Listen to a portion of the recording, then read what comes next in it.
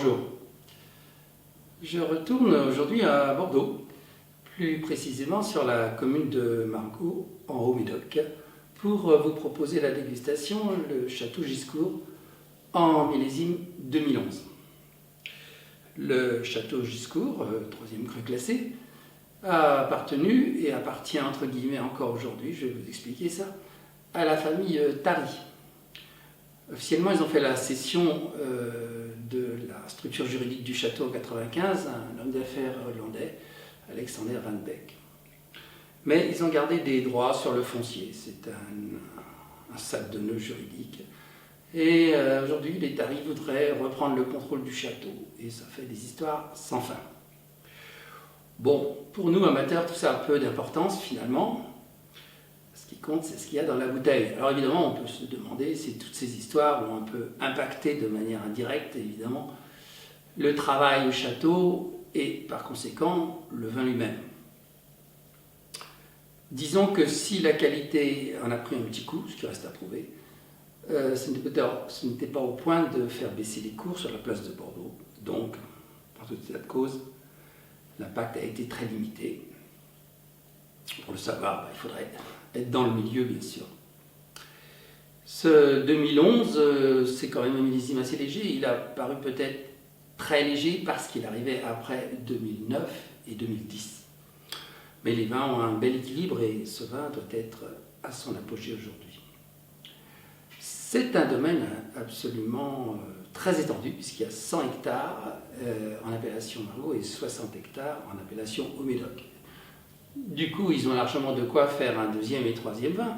Le deuxième vin étant la Sirène et le troisième, le Haut-Médoc de Giscourt. J'ai goûté déjà la Sirène de Giscourt. Vous connaissez mon opinion sur les seconds vins de ce secteur. C'est pas franchement passionnant. Vous pouvez avoir une opinion opposée. N'oubliez pas quand même de tester à prix égal un cru bourgeois du même millésime pour vous faire une opinion plus précise. Les Tari, à une époque, ont mené grande vie avec une équipe de polo. Et je crois qu'ils ont encore d'ailleurs des écuries. Le château Margaux, donc, ce château Giscourt, pardon, doit être effectivement à son apogée aujourd'hui. Le vignoble est structuré en 4 îlots distincts, 4 groupes, sur lesquels on trouve les différents cépages. Ce n'est pas parce que les îlots sont différents que les cépages sont différents au même endroit. C'est-à-dire que sur une même parcelle, vous pouvez avoir plusieurs cépages, et ça 4 fois. Ça permet évidemment d'affiner les assemblages le mieux possible. Nous allons donc goûter ce Château Giscourt 2011.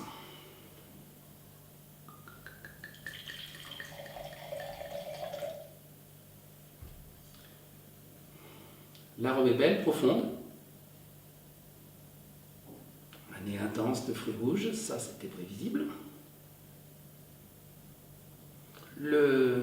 La robe est tuilée, mais sans plus, sans plus. On doit être donc au début de l'apogée. Les odeurs finement boisées se mélangent aux arômes fruités. Des notes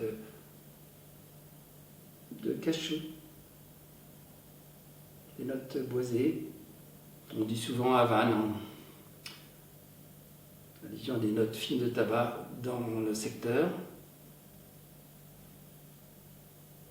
Des fruits noirs aussi, un peu sur la mûre. Joli nez.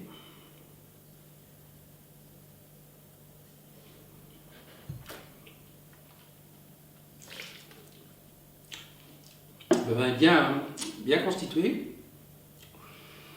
Peut-être des notes boisées un peu trop marquées pour mon goût. Ça, c'est chacun peut avoir son opinion. Alors vous savez que si vous regardez la littérature, on vous raconte que les Margaux sont légers, les Pauillac sont corsés, etc. Tout ça, il faut prendre ça avec un certain recul. Il faudrait peut-être, pour une image que j'emprunterais à la musique, considérer que tous ces crus classés dans ces communes prestigieuses C'est un peu thème et variation. Le thème, c'est en Haut-Médoc, et les variations, les mêmes eux-mêmes. D'autant plus qu'il existe un certain nombre de crus classés, comme la Lagune, Camansac, Belgrave, etc., qui n'appartiennent pas à ces communes. Et là, silence, il n'y a pas de commentaire. Donc prenons les vins pour ce qu'ils sont. Giscourt, donc les cours, c'est de l'ordre de 50 à 60 euros. Bon, moi, pour mon goût personnel, je vais préférer dans la même appellation le Marquis de Terme, dont j'ai fait une vidéo en 2013. J'ai goûté le 2014 d'ailleurs, mais je n'ai pas refait de vidéo, j'ai pensé que ce n'était pas la peine. On est un peu plus peut-être sur la finesse Giscourt, mais j'aime bien la concentration. Je trouve que Marquis de Terme, qui a grimpé ces dernières années, a gagné en caractère. Mais là aussi, chacun doit avoir sa propre opinion. Voilà, à bientôt.